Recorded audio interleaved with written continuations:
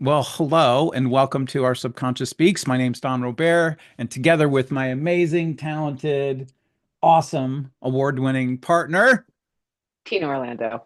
and together we are, Tina Orlando. and Don. And that just always is such a some people might think it's goofy, and some people that don't get it are like, what is this intro they do? And it's like, um, this is It's a a thing. genuine smile, right? It's just it's something happened with Tina and I as friends, and I don't know, like one day I was just like, because her name is Tina Orlando, and Hmm. from the 70s, was it? Yeah. Right? Tina Yeah. Hmm. Orlando. Was it Tina Orlando or it was It was Tony? Tony. It was Tony Tony Orlando. Orlando Hmm. and was it Don? It was. Okay. But Hmm. the running joke is Dawn, which Hmm. I've actually had people in my life ask me if that's my name, which Hmm. baffles me. But I hear that, that one, that or I'll hear Tony and Tina's wedding. If somebody, yeah, yeah, Tony and Tina's wedding, especially it's a New York thing, so it's a play. oh, okay. Okay. Hmm. All Hmm. right. Yeah. And speaking of plays, how about an update on Boy Wonder? Boy So proud of Wonder. my friend. Well, I'd like to Look, look, what look, on the look. cover On of the the cover. Ventura County Yeah, Reporter. I know, right? So cool. So happy for him So and for happy for you. him. Not for me. I'm stoked for him. I know, but when Yeah. our children do well, we feel good, you know? Yeah. Yeah. Yeah. He's very talented. Yes, he is. Mhm. Yeah. Yeah. It's just a little ball of energy, that one. He Kind of is. like his mom, the drill Yeah. sergeant who's how many spin classes have you taught? Enough to be, Enough. good. Yeah. Enough. A lot. A lot, a Yeah. lot. Yeah. Um, so in the spirit of what this podcast has evolved into is just kind of a representation of our friendship and our conversations that have been going on for almost 5 years. Centered around us connecting at our beloved HMI, the Hypnosis Motivation Institute here in Tarzana, California, as we went to school together in person Mm. for about half of the year long progress Yeah. program. And then, the whole world shifted over to Zoom. And so there was a Yeah. lot of opportunity to talk because there wasn't a lot of Mm. outings that people were doing for the Right. next 2 years. And so this is just us talking, and we had talked about another topic, and then one of our new loyal listeners, wink, wink, nod, nod. Here, there you go, little. If you Hmm. get that reference, It's an Elvis reference. who? An Elvis reference. It's Elvis used to do that. oh really? So Carol Mhm. Burnett stole it from Elvis Yes. because Carol Burnett was. I've Hmm. never seen Elvis do that, but Oh, I'm in not interviews also a he would do it. fanatic, huh? I am. You okay? So that's unknown to me. You've got Prince, and then you're over like here with Elvis. Yes. Okay. I'm gonna So, interrupt the flow of this show and say, what in the hell? What help me with the dotted line on that one? It's got to be well, dad related. no, actually, it's not. It's I don't know. I loved Elvis as a child. Um, and when he died, my parents didn't want to tell me. This is funny that this is Oh coming up. wow. So my parents didn't want to tell me that he died. I didn't know until I was 6 years old that he died. He died when I was three. Oh, They did not want to tell me because I knew I was going to be devastated. I'm probably the only 2-year-old that had an Elvis poster on her closet, has seen every Elvis movie, know every Elvis song, but was just totally obsessed with Elvis. And then, of course, then that leads right into Prince. But yeah, so ladies and gentlemen, you're hearing information for the first time that I'm hearing about my dear friend. Wow. huge Elvis fan. Well, I mean, I told the story about me dancing on the piano to Blue Suede Shoes because I'm a huge Elvis fan as a child. Yeah, yeah, All right. yeah. And my first concert was Liberace, so at 4.5 years old. Interesting. Hmm. I love anything that sparkles. So I haven't thought about this in a very long time. My first concert was with my parents in Herb Albert and the Tijuana Brass. Nice. It was Nice. amazing. I mean, Hmm. I don't know, maybe I was seven, maybe, Hmm. hmm and I think the whole family went. Fran, what? How old was I? See, this is what I'm talking about.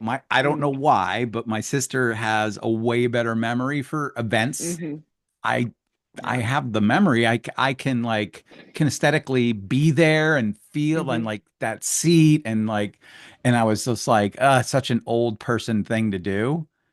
Yeah, But that's how my brother felt about going to see Liberace.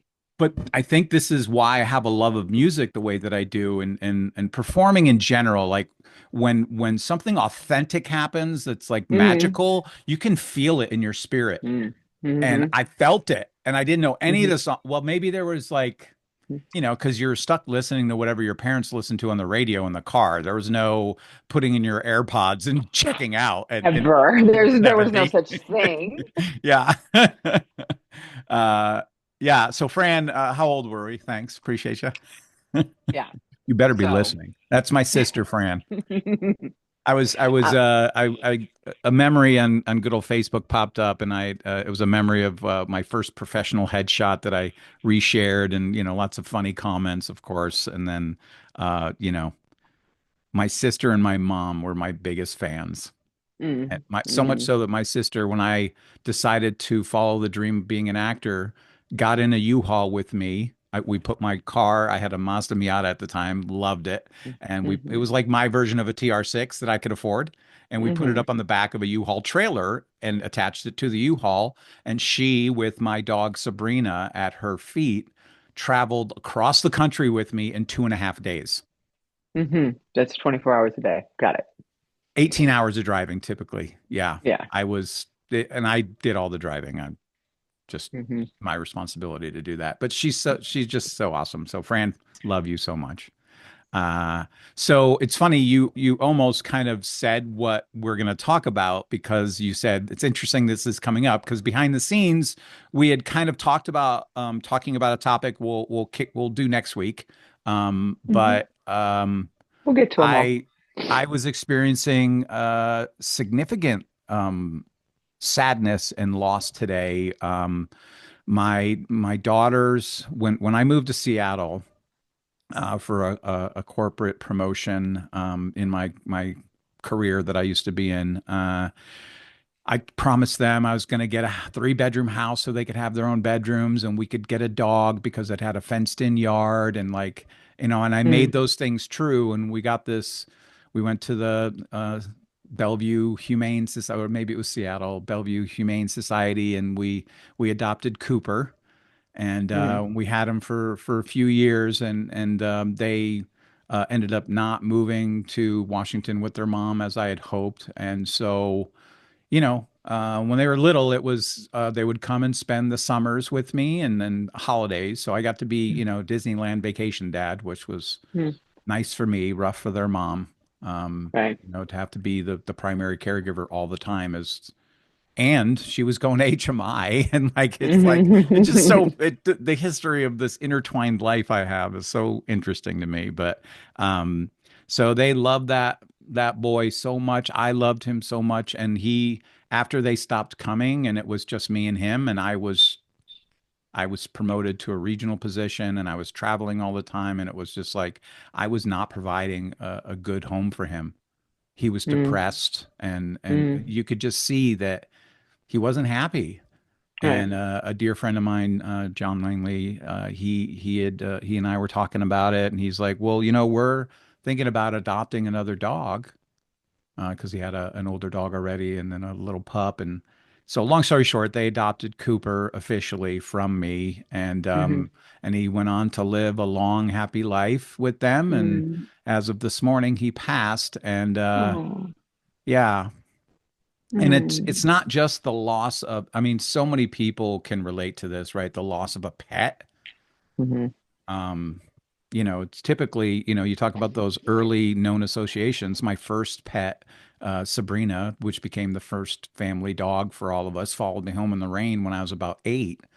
And Mm. that kicked off every reaction I've had since, which is when I see a dog, I'm like, oh, hi, what's your name? Mhm. Hi, Mhm. sweetie. Because it's just Mhm. that sweet boy energy. Um, Mhm. so I'm sorry.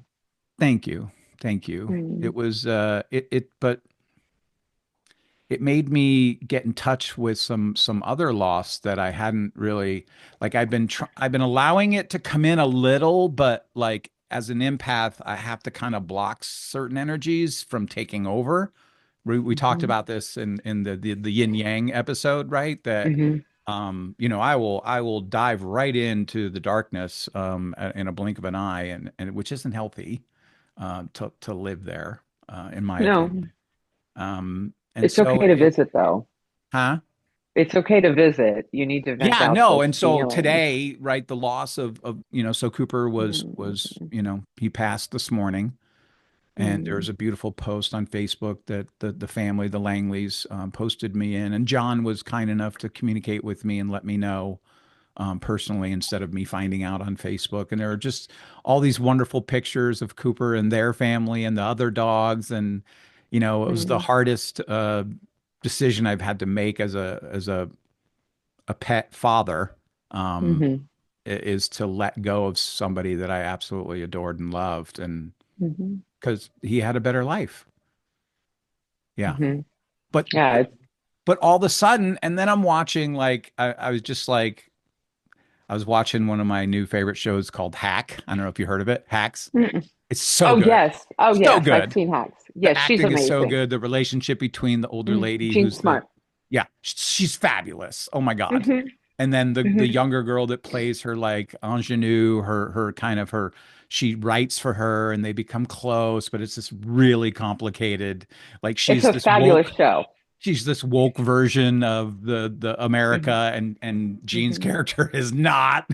but Mhm. but willing to evolve and willing to be open. And here's this younger lady speaking of what the concerns are, and it was just like that magic I was talking about with music. I love it when I go to see people perform either live music or in plays, and there's these moments where there's authenticity from their Mhm. true self that comes out in the role. Mhm.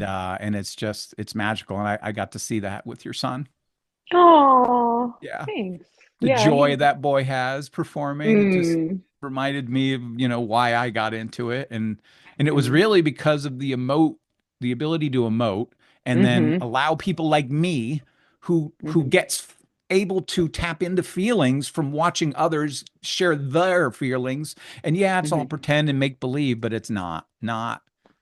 like, if you've ever No. spent any time kind of considering acting or looking into what it means to be an actor, there's all sorts of techniques and whatnot. But the Meisner Mhm. technique is where Mhm. is like you really embody the truth of it Mhm. all. And so that's what I studied when I went to acting school. Mhm. And so this morning with Cooper, and then watching Hacks and these emotional scenes between these women, I'm like sobbing Yeah.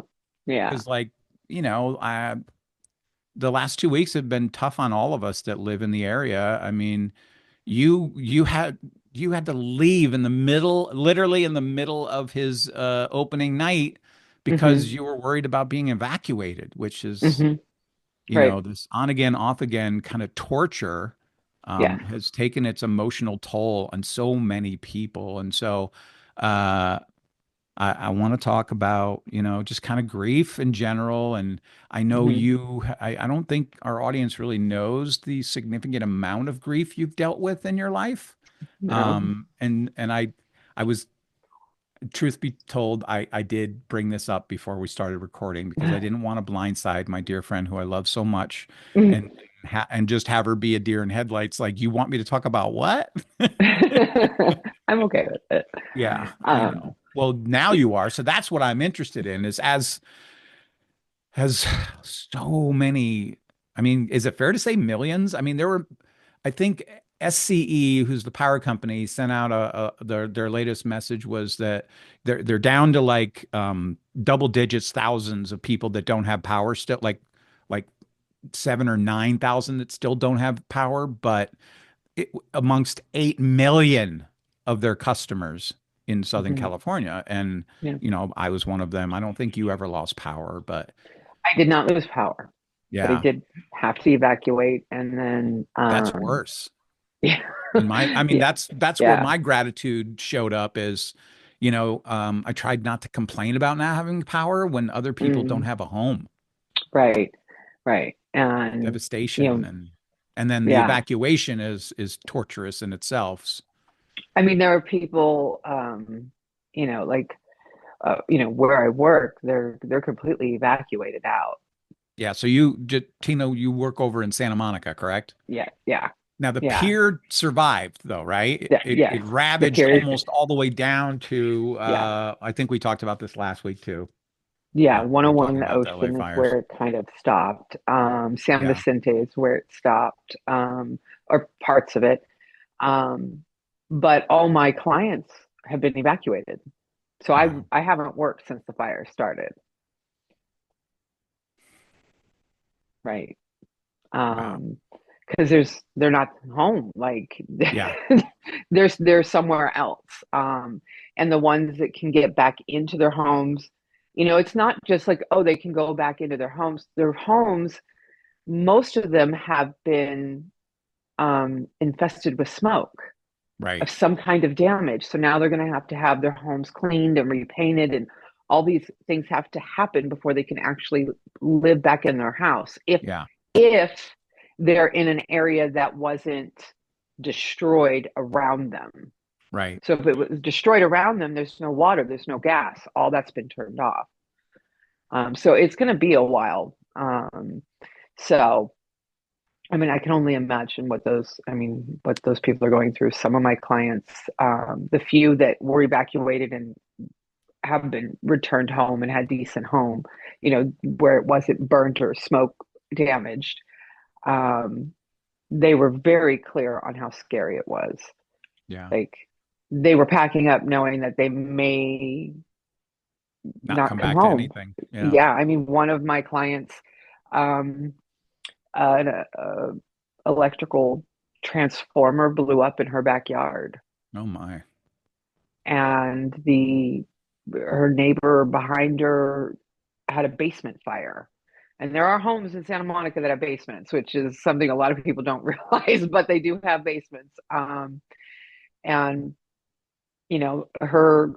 her electrical, the wiring is on top of the ground. It's not in the ground like in a lot of newer neighborhoods. Right. Right. So it burnt from the um the transformer all the way to their house. And that's how a lot of the fires were starting. Mm. At least in that neighborhood, she was saying. So Wow. it's quite sad, the devastation. Yeah. So uh all that loss, and we know people personally that have lost. Um, Yes. I haven't had an opportunity to speak with one of our senior instructors who was in that list. I tried to be respectful and supportive and send her a message, but I know I a few haven't people. really even begun to process any of those feelings, and I didn't shove them down, but I certainly wasn't like openly available to feel them all because I Mm-hmm. still had to function myself. Right. Um, so today, dealing with the loss of my this sweet dog Cooper, Mm-hmm. it just like opened the floodgates and out it all Mm-hmm. came.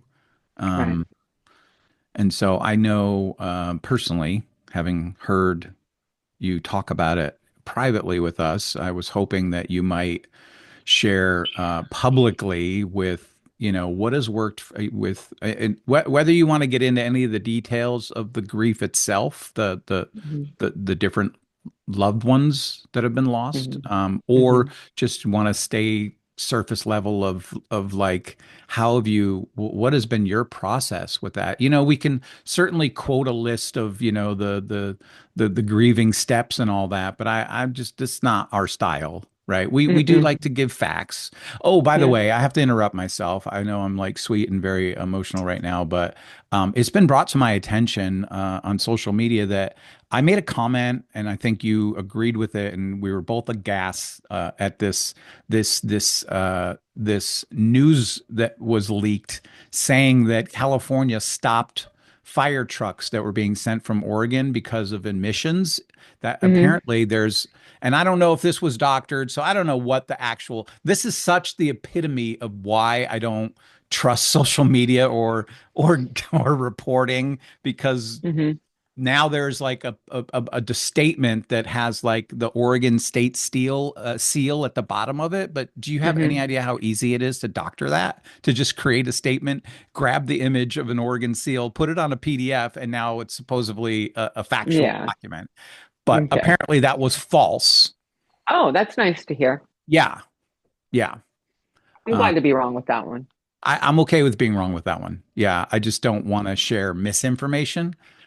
Hmm. So it's like if I'm a listener right now, I'm thinking to myself, well, Don, if you're repeating things you've heard on social media and or the news, isn't that exactly what you're doing? Like, Well, no, I mean, I mean, they're you're supposed to not, fact check stuff, right? The news. well, kind of. The news is supposed to. I actually heard that from multiple different people. Me too. So, I mean, collectively, everybody was wrong. Okay, fine. But, um, sorry about that. Um, so, um, I think the point is that the firemen um didn't have enough help. Yeah, I don't think that's being is under dispute. The reservoirs, I think and then of that's course yeah. there's so much backtracking going on. And I don't know if I allowed myself to watch a tiny bit of a press conference with our governor, and then I just couldn't because he's Mm, so smug and so I it's just can't. it's I can't with ridiculous. his little happy dance that he's It, doing and his weird facial expressions. I unbelievable. can't. Yeah. Um, But there was so claims that the dry hydrants, which has been mhm, another big one, mhm. has been defended that those are meant for just small local fires, little fires, not to put out this, behemoths of a blaze. Oh, okay. Yeah, yeah, yeah. But again, who knows what's actually true? Yeah, that there's no way to know the truth anymore. It's not like you get the real information from people. Like Yeah, it's just so not. I just felt like that was on my heart to not apologize, but yeah, maybe apologize to our listeners to repeat something that we thought was true, but turns out might not Well, be. Might still be true. considering We don't know. right. Well, considering there wasn't enough water in the Palisades and there was no water in the reservoir, it's really not a leap Yeah, I'm to talking think about that. the Oregon firefighter trucks. That's what No, I'm so talking am about. I. It's Yeah. really not a leap to think It's not a that would leap. Yeah, also. it was just kind of a series of like, are you kidding me kind of instances. Yeah. Yeah, well, that's okay. But Yeah. I don't know. It so, was just on my heart. So there you go. All right, let's bring it okay. back to center. Okay. Uh, and if you're listening and you're like wondering, like, how are they being glib and laughing and like, well, this is life. This is up and down, black and white, happy, sad. These are, this is, I think, emotional health. To be your Yeah. authentic self and in the moments, and you don't have to Hmm. assign yourself. I'm gonna now wear my grief sign, and nobody even try to lighten my mood because I'm in it.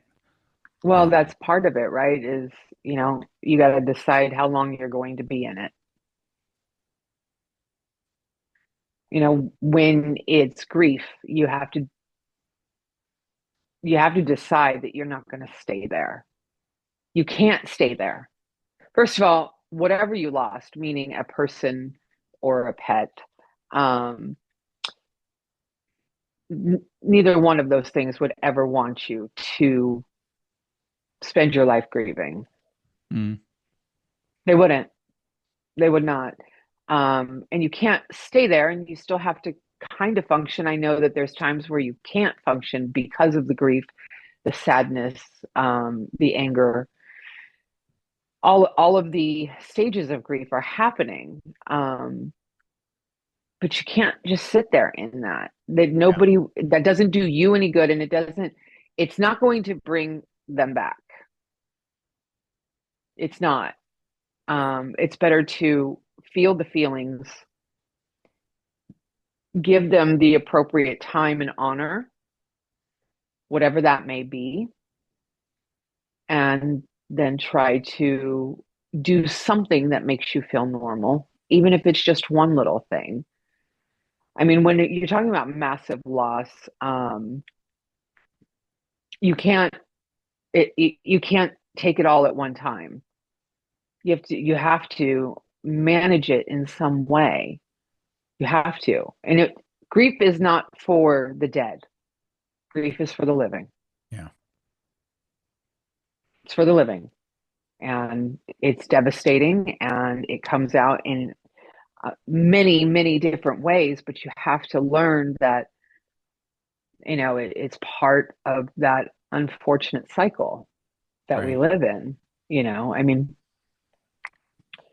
I've lost many people, in a very short amount of time. And when you lose multiple, or you experience multiple losses like that in a short amount of time, there is no space to grieve just one.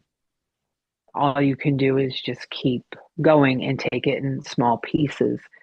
And if the moment comes where you cry, then you cry, but you can't stay there. I think if there was a benefit to that situation, um, I think that would be it. Is that, I mean, I lost 13 people in 10 years. It's a lot of loss. It's a huge amount of loss. Some, are more devastating than others, but they still count, Right. you know. And some were very difficult to get over and to get through, because you never really get over loss. You just get Mm. through it. Um, you have to take it in small amounts. That is the silver lining, though, is when you lose multiple people, one right after another. Um, the dark joke was always, well, whose funeral are we going to this year? Mm. And the kids would see me get off the phone, and then it was like, oh God, who died now? Oh boy. Um, yeah. So it wasn't like you, How old were the girls? um, Sorry, the girl and kids, boy. The kids, sorry. um, My girls. yeah, You your have one girls, of my each. kids. Yeah. Um, I'm trying to think. It started. I'm trying to think how old they were. 14 and 11. Um, and it lasted for 10 years. It Jeez. was, it was, you know, um, you know, I buried my mother, my father, my sister, my nephew, my grandmother, aunts and uncles, godparents. Um, and they were one right after another, literally one a year.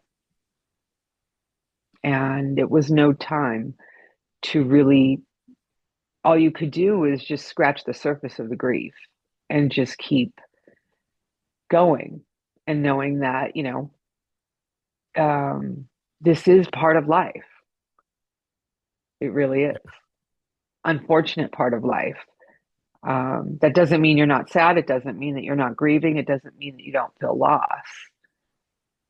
But, you know, you have to, it came to a point where I had to go, okay, I'm not going to sit here and cry every day, all day, because it's consuming me. Um, you have to pick up and keep going. Otherwise, there's no answer, you know? And plus I buried a dog and a cat, and you know, there's a lot of loss. Yeah. Um, and it doesn't mean that it stops there. There's no end point to grief. That's the crappy thing about Yeah. grief, is that it could come back any minute. And in this time, like with all this loss, you know, for Los Angeles in general, you know, you can't help but see the stuff. You see somebody, you know, you see the fire trucks, you see the National Guard, you see the pictures on the news, and everybody's feelings are slightly heightened. But if you are suffering from personal loss, it's probably going to hit home even more. You'll Yeah. find that you choke up a little easier right now, or you know, part of part of it is being really grateful in the moment when there is happiness, Mm. and you're not feeling that heavy, Yeah. you know, jacket of grief that you got kind of got to wrap around yourself. Um, Grief is not something that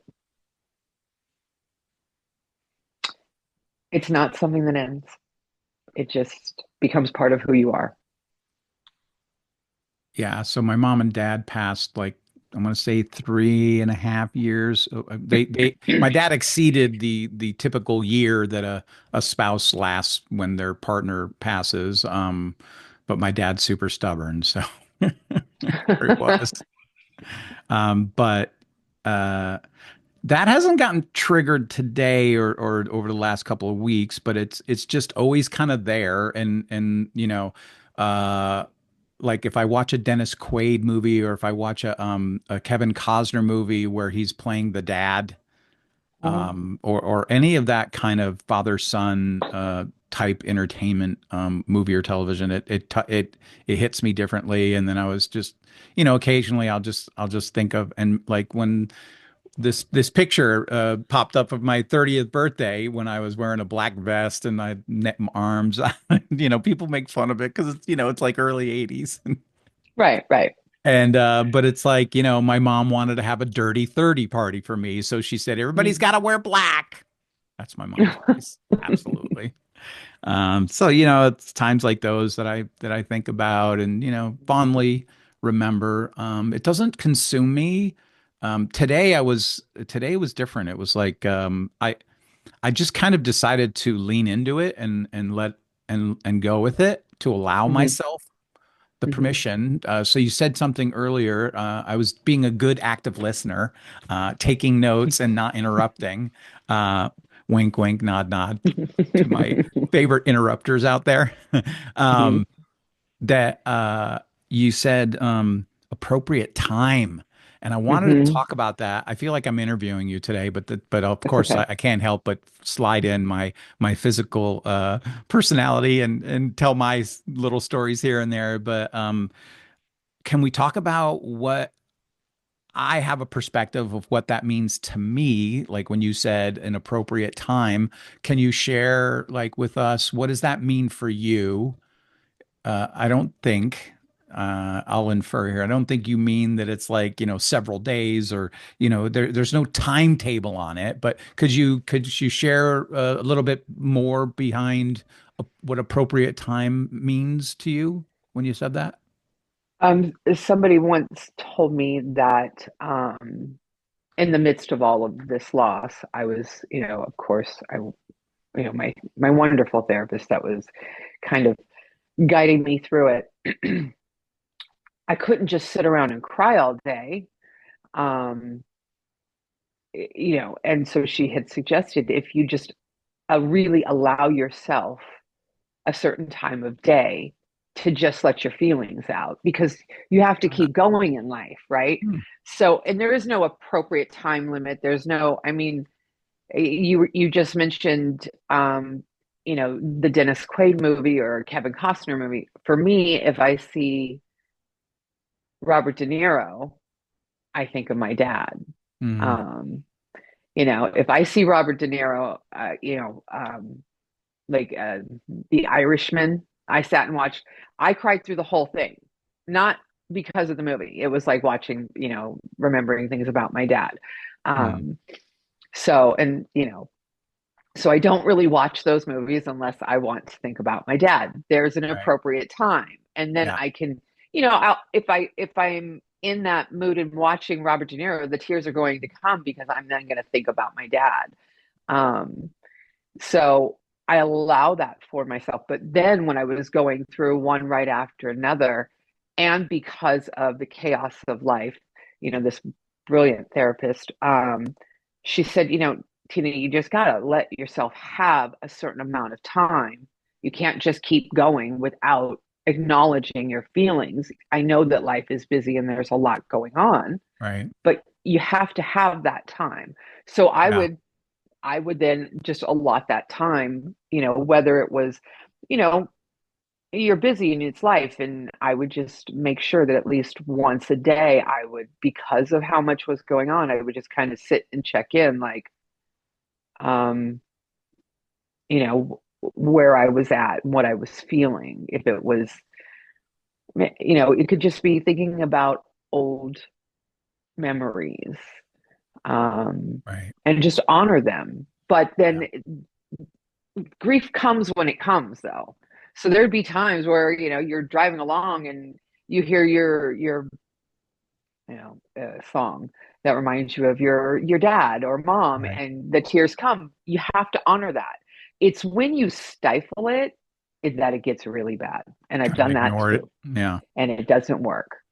It doesn't work when you compress it down. That means that you're going to Not turn healthy. inward. Yeah. Well, you'll isolate because what the grief feels insurmountable, especially if it's, when my nephew was killed, um, he was 21. That grief is insurmountable. That never really goes away. Yeah. So, when somebody's older, it's not tragic, it's just sad. There is a difference. Yeah. I can understand that. The different there's a different level with a tragedy where there's shock attached to it. So it seems to compound and make it worse. Um, Absolutely. Other than, Not, my dad was so stubborn. He was on hospice almost 10 months. Like, yeah. Yeah. I mean, that's what I'm saying. Like, when my grandmother passed away at 95 years old, she was very clear. She did not want anybody to be sad. She had a very full, great life. Please do not cry. And she told us all, don't cry. yeah, She was, she's a tough woman. Um, and she was very clear, do not cry for me. I had a great life. I'm tired, and that's that. Um, which okay, but we all cried because she was such an amazing woman. yeah, But I don't cry over her like that. Like if I miss her, I might tear up, right, but it doesn't rip me to shreds where, you know, when you have to um bury your 21-year-old nephew, that will rip you apart. right, And that one doesn't go away. That doesn't come with a smile later on. That's right. one of those things. Yeah, So you have to just honor him. yeah. Just You kind have of to honor feel him. your feelings. And Yep. I think what I hear you saying is like to not be paralyzed in it. Like Correct. appropriate time doesn't mean a year, a month, a No. week, or, I'm going to take a long weekend and grieve. Like it's, No, that's not what I'm saying. yeah, no, no, I I'm didn't think so. I'm clarifying, right? I'm just yeah. repeating back what I heard you say. And the other thought that came to me is you were kind of setting aside the tragic loss Hmm. when there's this shock that's attached. Yeah. My sister, God bless her, my brother and I are so blessed to have my sister. She really kind of owned caring for mom and dad through their processes, Mm-hmm. and um, both wakes were a little different than the traditional Catholic. I mean, I'd like to say that if they were looking down and if that happens, like they'd be pleased with it. That Hmm. it wasn't a traditional, just kind of, it was a celebration of life. And Yes. my sister was so she's just so she's God, she runs an early learning center and she has so much talent and creativity and she brought that to celebrate our parents' lives individually, Hmm. right? Because they passed with time between and I just remember it being more about a celebration of their life than, of course people were sad and allowing their feelings to happen, but it was more about and I've seen it in movies and other cultures where they celebrate life as opposed to mourn the loss. Hmm. I like that, but Hmm. I think that mourning is different than grief. Hmm. Mourning feels like it's kind of a respect thing that you spend some time in mourning for the loss, Hmm. Yes. but grief is me personally how it's affecting me and my Hmm. ability to show up and do even mundane tasks, right? Like Very, it's a challenge. yeah, 6 hours ago, there's no way I could have jumped on and recorded a podcast. So I would have probably just cried through all of it Mm. because I was Yes. allowing myself to feel the feelings. And then, me having my own set of feelings about Cooper and that time of my life with my daughters living in California, me in Seattle, it's very emotional. Hmm. And so I then shared with them this beautiful post that John's wife posted about, and all these great pictures of Cooper and the kids and the other dog, and it was Hmm. just like this celebration of his life, Hmm. but it's still sad, right? Because it brings up other attachments, other and Well, we've it's not. talked about this in a therapeutic setting together, like, but there's still healing going on from their childhood of, first of all, Hmm. being the byproduct of a divorced set of parents, Hmm. and then one that moved away and then came Hmm. back, and but so it's just it was just very not overwhelming, but It's multifaceted. yeah, it's not, you can't just simply wrap it up in a bow and say, here's how you deal No, with grief. Here you go. no, no. So that's the other thing. What works for one person doesn't mean it's going to work for somebody else. Not everybody goes through every stage of grief. Not everybody will Such a good point. experience Oh it my God. Yeah. the same way. I mean, what worked for me will not work for somebody else. But it Right. could. One piece of it could. Yeah. Everybody is entitled to grieve their own way. My best advice is when you allot that like moment to check in and honor the sadness, it's okay to be sad. Amen. Yeah. It really is. It doesn't mean the world's going to end. It's really okay to be sad. If anything, it's better to like feel it and let it Yeah, pass. because yeah, That's, I be, think, the fear is that you'll get stuck in it and that, you're not going to get stuck there. right. But I think that's the fear for people and the reason, and Absolutely. it's emotionally upsetting to allow Well, yourself to feel, period. That's why yeah. people reach outside of themselves for so much. Well, it's also why a lot of people will go internally because they think that their sadness will push you away or isolate them from you. Mm, And, I mean, this yeah, is why people, and they don't want to share their sadness because it is sadness. It's right. not joy, it's sadness. And then there's some selfishness in there that your own sadness could get kicked off again, and Right. So, I mean, it, it, it it's personal. Grief is personal. yeah, And not everybody deals the same. There are some people that never deal with grief, yeah, and you can see it, it's there. They just choose not to deal with it, yeah. you know. Um, the other thing that for me came out of everything over the last couple of weeks is this this tenement that I picked up first in the rooms of 12-step programs, which is one day at a time, where you Mm. just kind of and the running joke amongst us and the sobriety circle is like, sometimes it's like 1 minute at a time, 1 hour at a time, like what, and I Mhm. use that with my clients all the time, that this too shall pass.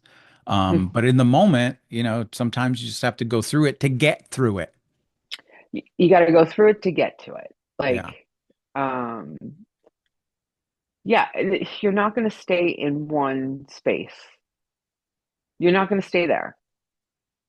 You know, it could get worse. It could get better. It could morph into something else. I mean, that's why there's stages of grief.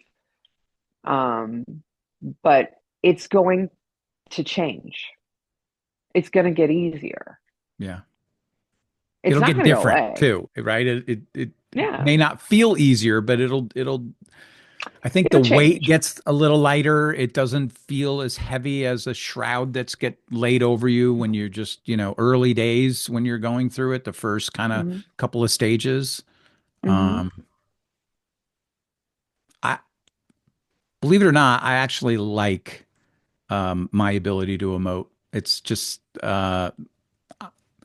and unfortunately, and maybe this can be a lead into what we'll talk about next week, but we're as a little boy, I was raised a very specific way in how a man was to be, right? Mm. I remember the first Hmm. time I was crying when I got hurt, and my dad got mad at me because I was crying, like because little boys don't cry, and it's like so messed up. I'm so glad that's evolved, but yeah, just it's what so I appreciate that you said not everything works for everybody. So like for me, um, connecting to characters on a show because it's a running joke, right? Like I've got my friend Carrie who's talking like you. She's like last night at like 7. And now granted, she's 3 hours ahead of me. She's in Florida, right? So like she's like, hey, is the window still open? I don't know. Cause I think she said she'd listened to every episode. She's like, she's like, I'm not even dating you, and I know more about you than I would on any dates I would ever go out with you on. It's just hilarious to me. She's very I love awesome, it. but it's just you would love her. She's funny. But it would just raise a really interesting point. Yeah. Yeah. Nobody deals with loss or grief the same way. Um, and it's okay to cry. It really is. It's okay to cry. You need to actually vent out those emotions. Um, I was raised by a very outwardly strong mother who liked to say, Right. take it like a man. Yeah. Um, that was her favorite saying to me. Mhm. I just, and not that my dad was the softer of the two, but he was. Um, Especially the older he got, he was very sentimental. Mhm. And I mean, they had, my dad died 11 months after my mom died. He just didn't want to be here without her. Yeah.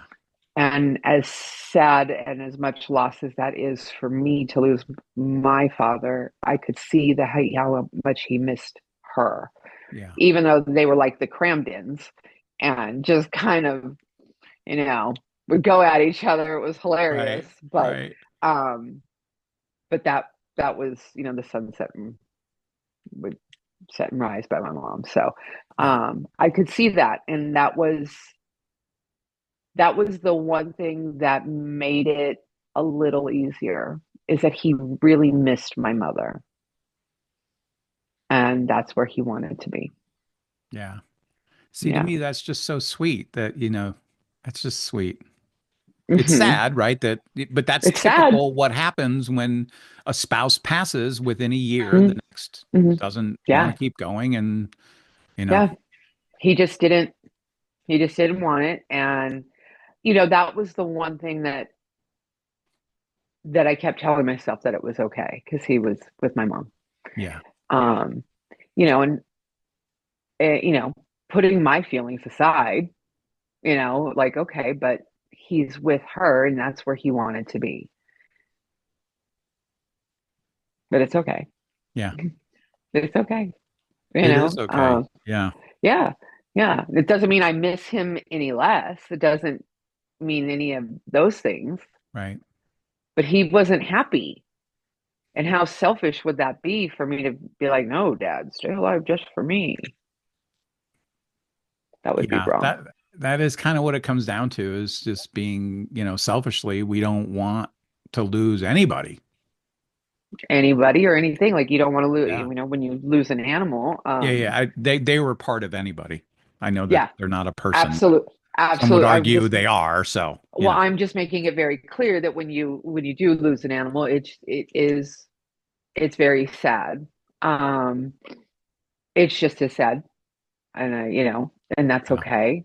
I know they bring an unconditional love and joy into our lives, and Hmm. that's very important. Um, and it's okay to be sad over that as well. Yeah. Um, you know, grief, loss, it's grief. It never goes away. It just becomes a part of who you are, Right. and that's okay. That is okay. Yeah. Hmm.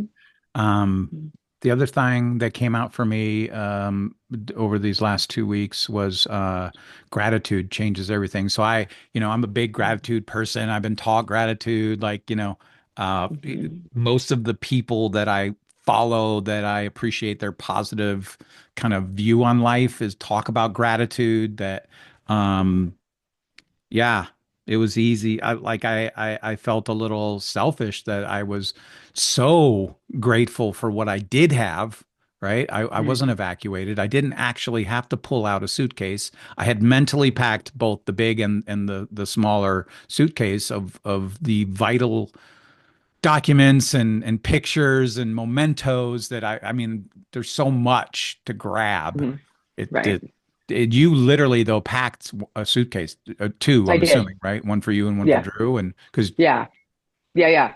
I how well was the night that? That must have been kind of messed well up. Holy shit. it was, but the night before we had been evacuated because of the other fire that had started a mile Oh, from that's my right. house. That's right. So That's we were right. already packed. Gotcha. It was just half of it was in the car, the other half was in the house. So I had to reload the car. Um, and, it stayed there until Sunday. Like we left it packed Right. because there was no telling. And then, Right. sitting here, and, it's funny that you were talking about this whole loss thing because as I was sitting on the balcony watching the fire burn across that hill where I could see the flames, um, the thought came, I don't have my mom or dad to call. Um, I Yeah. think that was a moment that was pretty scary. It was, I don't have them to call. Um, so You got it's me. weird. Thank You you. got a lot of people, but I know what you mean. Yeah, it just like I would think that people would call their parents, Sure. Yeah, that is one you of the know, things that catches up to you when you don't have any parents anymore is you can't right, call either of them to share right, anything. Oh my God, mom, no, nuh-uh. right. Now, There's I'm very that. grateful for the relationship I have with my brother and sister. Mm, Because they're, we're in this together with the no parent thing. So we right, lean to each other and share with each other. And, we're surrounded by a lot of wonderful people in our lives too. right. But it's different. It's Hmm. your mom and dad. Right, wrong, Right. or indifferent, right? Like all the Hmm. spankings and the like, all of that goes out the window when it's like real life stuff and you want to talk to your mom or dad. Right, right. Like you don't have my dad would have been the one I would call, Dad, the hill's on fire. Oh, Tina, what are you talking about? Like he'd be like I would have already had the phone call with him. Right. Like, you all right? You gonna pack your stuff and come home? What are you doing? Well, Um, my sister, did I tell you this? I thought I did. She's like, well, can't you just jump on a plane? I'm like, Fran, I can't abandon my house and you every, sure you like, I can't like pack a bag, put it in storage because there were at one point there were so many freaking fires I was tracking on that app, that Watch Duty app, Dude, that where was I great. the only place I could have gone was like out of state or up north Yeah, because it went pretty far up north. Like there were fires in Ventura and beyond. yeah, yeah. So there was no like We were locked in here, locked Yeah. in hell. You Like kind of have to LA was ride it on fire. through. Yeah. Yeah, LA was literally on fire from all sides. It's crazy. Like when I would screenshot the Watch Duty app and send it to people to give them a perspective of what was Yeah, going on here. yeah, Like, and of course, the Palisades fire had the biggest ring of the biggest icon of yeah, fire. And then the Eaton yeah. was number two. And then all of a Right. sudden, this freaking Ventura fire. And then there was a Simi fire. And it was just like, I'm Yeah, surrounded. yeah. Where am I going? The safest place for me to be was where I was without Right, electricity right. And because the, I'm in a I high mean, danger risk wind area. That's why. yeah, Yeah. yeah. Well, the winds are picking up according to the news. That's Again? yeah, this week. Okay, so traditionally, I hate to go here with a little bit of time that we have left, but like, what is the fire season, right? Because the fire season is directly attached to the Santa Ana winds. Yeah, but we're not in fire season. That's the thing. This isn't fire season. October is fire season, not January. I promise you, October is typically fire season in Los When is Angeles. fire season in Los Angeles County?